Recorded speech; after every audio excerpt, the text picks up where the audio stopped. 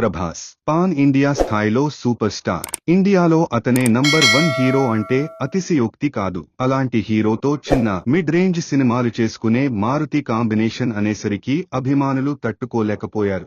అందులోనూ మారుతి చివరి చిత్రాలు పక్కా కమర్షియల్, మంచి రోజులు వచ్చాయి డిజాస్టర్లు కావడంతో అభిమానుల్లో మరింత నెగటివిటీ నెలకొంది.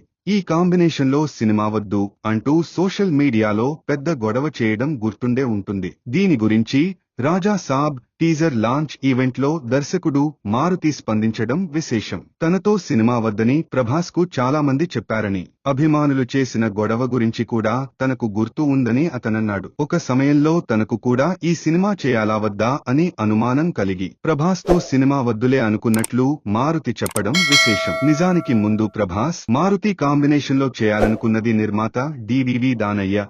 అయితే పక్కా కమర్షియల్ డిజాస్టర్ కావడంతో ఆయన ఈ సినిమాను వదులుకున్నారు.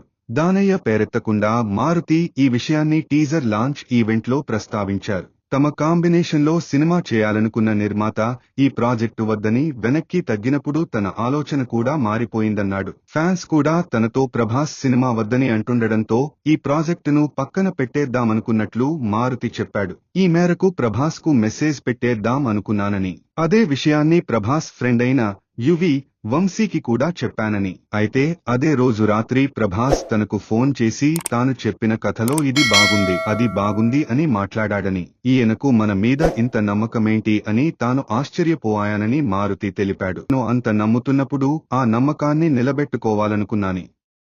ఏదైనా మనం చేయలేం అని వెనక్కి తగ్గితే చచ్చినట్లే లెక్క అని. ఇందుకు కాదు కదా మనం హైదరాబాద్ వచ్చింది అనుకుని పట్టుదలతో రాజా సాబ్ స్క్రిప్టు రాయడం మొదలు పెట్టానని, దాని ఫలితమే ఇప్పుడు టీజర్లో చూస్తున్న కంటెంట్ అని మారుతి తెలిపాడు. చాలా మంది ప్రభాస్ ను మారుతితో సినిమా వద్దని వారించారని, కానీ ఆయన మాత్రం మీరెవరూ చూడనిది నేను అతడిలో ఒకటి చూశాను, నాకు నమ్మకం ఉంది అంటూ బ్లైండ్ గా ఈ సినిమా చేశాడని, ఆ నమ్మకాన్ని నిలబెట్టుకుంటానని మారుతి ధీమా వ్యక్తం చేశాడు.